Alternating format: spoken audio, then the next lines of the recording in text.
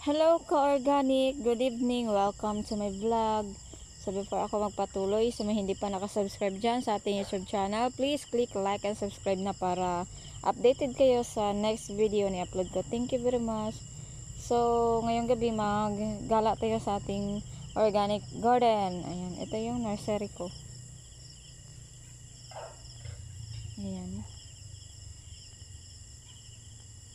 Dito ko pinapatubo yung mga seedlings ng aking mga gulay. Ito native na ampalaya.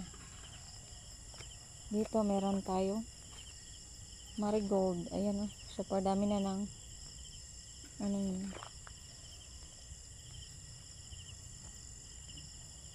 flowers na ready na siya i-harvest. Dito meron tayong assorted vegetables sa first plot. Yung tanim ko dito is choisim or choisam. Ito, favorite ito ng mga Indian. Tapos sa gilid meron tayong garlic chives. Ayan. Choisim yan siya. And then meron din nakahalo na curly lettuce. Ayan. Hanggang doon yan siya sa dulo. Tapos dito naman sa second long plot, dito sa dulo meron tayong Chinese na kangkong, Chinese kangkong. And then dyan meron tayong cherry tomato. Ayan, cherry tomato, dalawa. Every plot nilagyan ko ng cherry tomato. Busy ako dito sa garden, gawa ng design. So dito meron tayong giant na sibuyas dahon, o yung prey yung tawag nila sa Belgium. Ito, malayo pa sa katotohanan, malayo pa yan sila harvest, matagal pa, pero konting tiis-tiis lang tayo, ma-harvest din yan soon. Marami yan sila, parang needle. Ito meron tayong mustasa,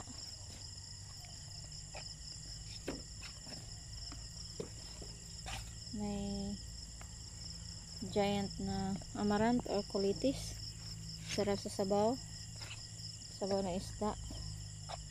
Merong upo.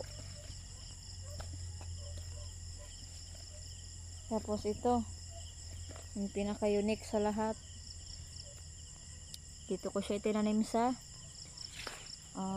gitna ng long plot namin. Ito yung eggplant, naturally or organically grown eggplant. So may nakita ako na mamang, ayan oh, may mamang. Pinatay ko siya, pasensya ka na. Ayan, dami yung bunga. May naturally or organically grown eggplant, first bunga pa niya. Yan, yan merong beetle oh.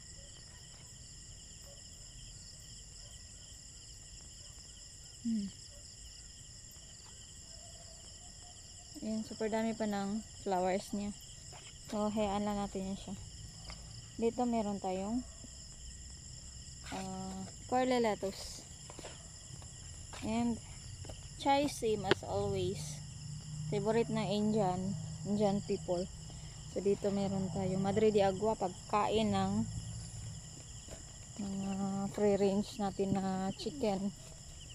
So dito sa gilid meron akong saluyot, hinahayaan ko dito para yung mga insekto hindi magkain doon sa mga other na leafy vegetables, kasi dito sila ma-divert yung attention nila, dito sila magkain. Ayan oh. So as you can see, maraming mga butas-butas yung namin saluyot. Ito for seed production, harvest ko pa yan. So dito na tayo sa third long plot. Ito sa pathway, meron akong mga flowers. Zinnia. Different color of zinnia. Ayan. Ayan, may mga tanim yan dyan, yung bakante. May tanim na yan dyan. Yung tanim ako kanina. Hindi lang siya mahalata kasi nga maliliit pa. So, dito tayo sa 4th long plot. Ayan, may tanim na din yan hanggang dun sa dulo. May tanim na vegetables. Sa baba ng mga mais. Ayan, may mga gulay yan dyan. Ito, meron tayong amaranth or colitis na yan, yung color na yan. Red or violet ba yan? Ganun. Tapos, yung mais namin. So, kung tingnan mo, dalawa yung ano niya, bunga. Tapos, dyan sa baba niya, merong mga mustasa. Ayan. Ayan, o, dalawa yung bunga. Ito, isa lang siya. Ito, dalawa din. Nag-experiment kasi ako. So, dito sa puno ng ating mais, meron ano yung sili. I don't know kung anong sili ito, basta sili yan siya. Hindi ko pa ma-identify, tingnan ko pa kung magbunga na siya. Kasi nga yung tanim ko na sili dito is super dami. Different varieties yung gitanim ko dito, pakalat-kalat. So ito, oh, dalawa naman.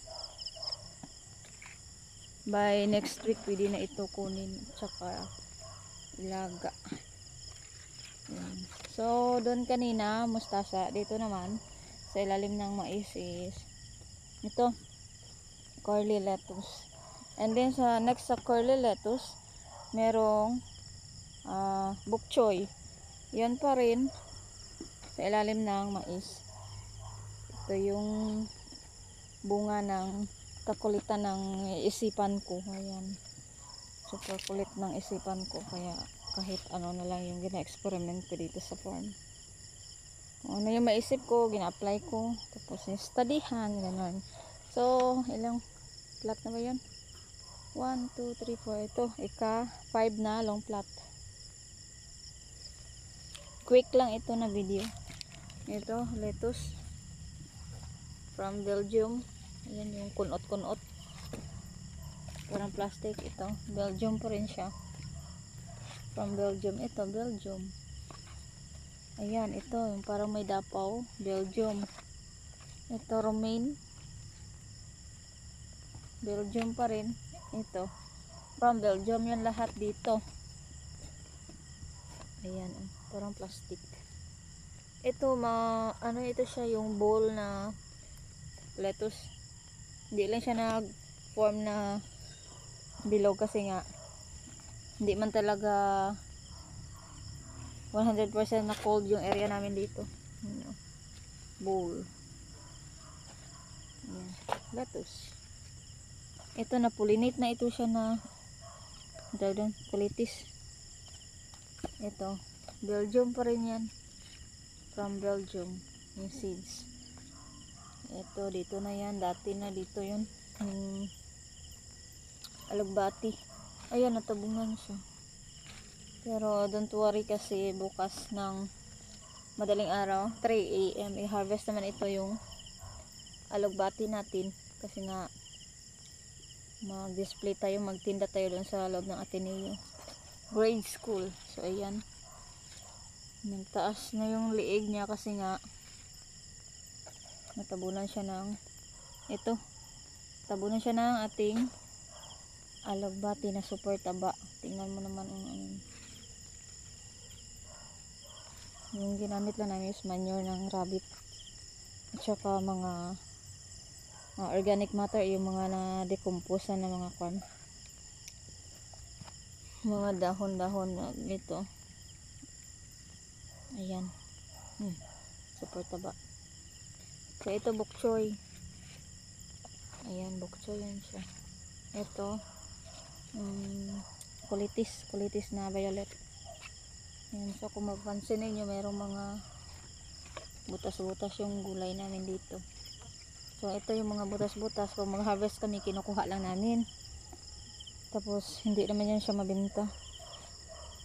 Yung reject niyan, yung mga butas-butas, yung mga ganito, pinapakain namin sa aming mga alagang hayop, yung sa manok.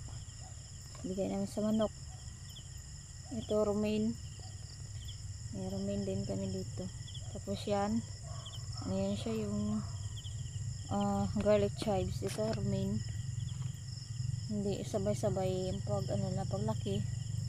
So, ang gagawin namin dito is piliin namin yung malaki, yun lang i-harvest namin bukas na madaling araw, alas 3 ng umaga. Ito na pollinate na ito siya na kulitis. Ayan, romaine lettuce. Sarap ito siya, super crunchy. Tapos hindi ka takot magkain kasi nga organic yung practice namin dito.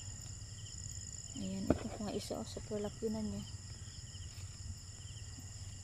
May pichay din kami. Yung pichay namin, kinainan ng leaf eater insect. Ayan. Pero okay lang yan. Kung hindi yan siya mabinta, kami ina-consume namin sa kusina namin. Kasi meron talaga mga customer na hindi nakaintindi na organic. Ayaw nila yung may mga butas-butas. Okay lang yun. Karapatan na nila yun mag-choice ng gulay na gusto nila. Ayan. Yung mga nakaintindi lang bakit may mga butas-butas yun siya. Hindi po yan delikado ha. Ito yung mga butas-butas. Kasi po yan kainin. Kasi po siya iluto. Ayan. Hindi yan nakakalason po. So dito meron tayong